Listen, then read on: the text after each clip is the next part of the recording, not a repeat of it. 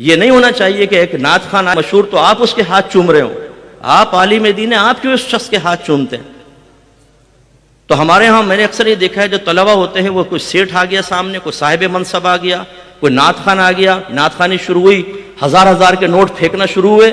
ہمارے بعض اوقات طلبہ کے دل میں احساس کمتری بیدار ہو جاتا ہے کہ یار میں نے اتنا پڑھا، میری تنخواہ کتنی ہے؟ 25,000 روپے، اور یہ نعت خان تو 1 منٹ کے اندر 1.5 لاکھ روپے کما کر لے گیا.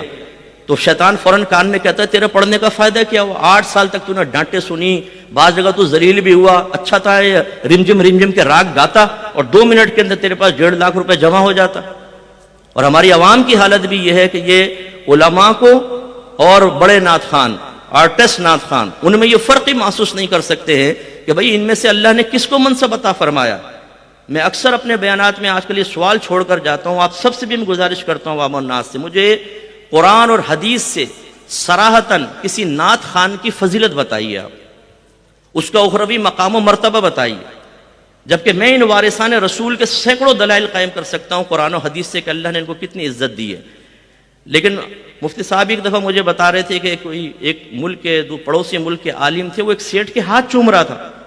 آپ بتائیں جب ایک عالم سیٹھ کے ہاتھ چومے گا، جب آپ ایک نعت خان کی آمد پر نعرے لگنے میں احساس کمتری میں مبتلا ہو کر ہاتھ باندھ کے سائیڈ میں کھڑے ہوں گے تو پبلک تو آپ کو اٹھا کر پھینک دے گی.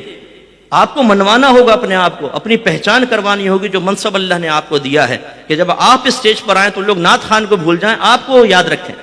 لیکن اگر آپ نے ایسا نہیں کیا اور اپنی صلاحیتوں کو صحیح استعمال نہیں کیا تو قوم آپ کو پیچھے پھینک دے گی، اور جو لیڈرشپ کا حق آپ کو حاصل ہے وہ آپ کو قوم دے گی نہیں. پھر ایک نعت خان بیٹھ کے قرآن کی تفسیر بیان کر رہا ہوگا، حدیث کی تفسیریں بیان کر رہا ہوگا. ایک نعت خان صاحب کہہ رہے ہیں جھومو ہاتھ ہلاؤ، کیونکہ جب برود قیامت تمہارے منہ پہ مہریں لگا دی جائیں گی، اللہ تعالیٰ تمہارے منہ بند کر دے گا تو تمہارے ہاتھ گواہی دیں گے. ہو سبحان اللہ. یہ اس نے تفسیر کہاں سے نکالی؟ وہ اس لیے کہ ہمارے علماء پبلک میں معروف ہونے کے لیے، ان کی ضروریات پوری کر کے ان کو قریب کرنے کے لیے پری پلان کوئی کام نہیں کر رہے. ہمیں قوم نے اٹھا کر پھینک دیا ماں سوا چند معروف علماء کے کہ ان کو اسٹیج پہ شاید وہ عزت حاصل ہو جاتی ہے جو ہونی چاہیے، جبکہ ہمارا ذہن یہ ہے کہ آپ ایک عالم ہیں تو پھر آپ کو عزت ملنی چاہیے. ان چیزوں پہ توجہ انتہائی ضروری ہے. قوم کو غلط راستے پہ لگا دیا گیا ہے. آج شادی بیاہ کی محفل میں 1.5 گھنٹہ نعت خوانی ہوتی ہے، بیان غائب، یا عالم کا بیان 1.5 گھنٹہ راگ رنگ کرے گا، وہ رمجم کے راگ گائے گا، اور پھر اس کے بعد جب عالم بیٹھے گا تو کان میں کہیں گے حضور 15 منٹ میں ہے واقعی.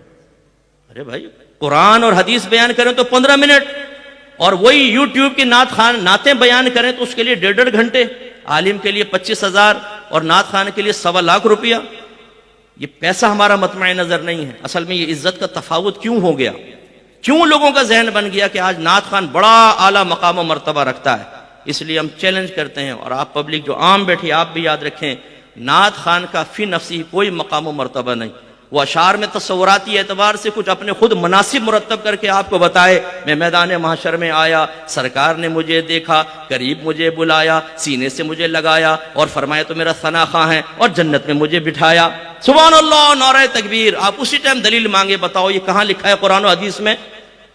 عالم کے لیے تو موجود ہے، ان کے لیے نہیں.